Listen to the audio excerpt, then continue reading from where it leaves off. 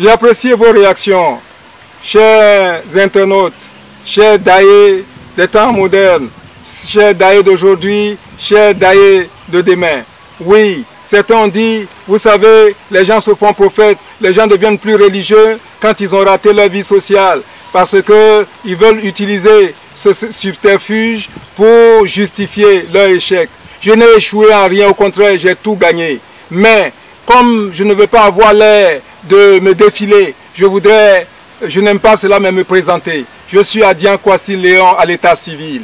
J'ai fait des études avec des personnes qui existent encore, vous pouvez les connaître. Et ils peuvent vous dire qu'ils ont toujours considéré que j'étais brillant. Certains même ont dit un instant que mon père m'avait donné un talisman pour pouvoir faire les études.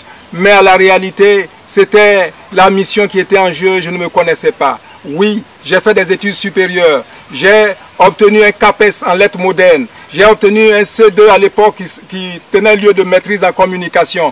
Mais mieux, je suis aujourd'hui un doctorant en anthroposociologie du développement.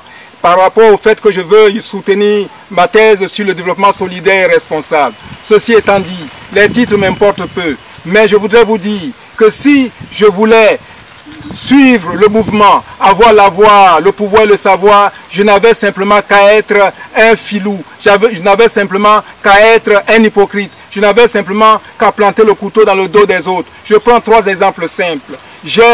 À l'époque, quand j'étais en service au centre de bureautique de communication et de gestion, pour vous donner des éléments précis, j'ai mis en place la formation en communication, la première formation en communication, action publicitaire dans un établissement public. Et pour cela, en 1995, j'ai été nominé prix national d'excellence Henri Konan Bédié. En 1996, j'ai été nominé également. Mais mes collègues sont allés agresser le directeur pour lui dire de ne pas me donner ce prix. Et c'est quelqu'un d'autre qui ne sait même pas ce que c'est que la communication qui allait chercher le prix en 1997. Donc 95, 96, j'ai été nominé. 96, 97, on m'a déchu de ce prix simplement par simple, je dirais, sentiment mauvais. Je ne dirais pas de jalousie. Mais sur ce, j'aurais pu me plaindre, j'aurais pu remuer ciel et terre pour que cela me soit restitué et puis justement me placer. Mais rien ne m'a encouragé à le faire. Mieux, ce projet a donné lieu à une entente verbale de 10% qu'on devait me restituer. Mais sachez que pendant 9 ans, ce projet a permis d'engranger 500 millions de francs CFA par an. Mais la personne chargée de me restituer les 10% ne l'a jamais fait. Et cette personne vit actuellement. Je voudrais respecter la confidentialité parce que je pense qu'il ne m'a pas fait du mal. Il m'a fait du bien. Le Seigneur dit, pardonnez à vos ennemis. Et j'ai pardonné à cet homme. Parce que figurez-vous, 500 millions par an. 10% 500 millions, ça fait 50 millions. Fois 9, ça fait 450 millions. On peut faire quelque chose avec et ne pas vivre dans une maison de planches. Mais rassurez-vous, j'aurais commis la plus grande erreur. Et un jour, je le demandais au Seigneur, pourquoi cela s'est ainsi passé? Il m'a dit, tu n'aurais eu que 1/10 de cet argent. Tu serais mort et le cocotier planté sur ta tombe aurait donné. Oui. Et une semaine après, mon épouse revient du village avec 2 cocos. Et puis elle me dit, ta belle-mère te dit, ces cocos-là, c'est toi qui dois les manger d'abord. Et j'ai compris. Parce que ces cocotiers-là, elle les a pris lors de notre mariage. Et elle allait les planter chez elle, dans son campement. Et ces cocotiers venaient de donner. Alors elle a voulu que je sois le premier à manger comme prémisse. Vous comprenez, la parole du Seigneur est vraie. Parce qu'à l'époque, effectivement, j'étais très imbu de moi-même, très vantard. Ceux qui me connaissent, je me considérais comme le centre de la terre. Mais aujourd'hui, je sais que je ne suis rien, je n'ai rien, je ne peux rien.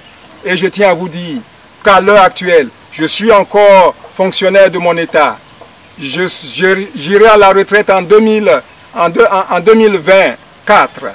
Et j'ai au moins un salaire de base de 700 000 francs CFA. Donc, si ce n'était pas la révélation, je pouvais, au lieu de consacrer cet argent à faire ce que vous voyez, à créer une chaîne, à prendre un site, etc., j'aurais pu me prendre une maison aussi comme tout le monde à Cocody. Et puis j'aurais pu poursuivre SIAD Promo. Je peux poursuivre Juridim, mais je ne le fais pas. alors c'est à vous de juger. Ou c'est de la folie, ou c'est de la révélation. Mais tout compte fait, ce n'est pas je dirais l'attestation des hommes que je cherche, c'est l'attestation de Dieu. Et je suis prophète des temps modernes et je l'assume. Et je sais avoir fait beaucoup de renoncements.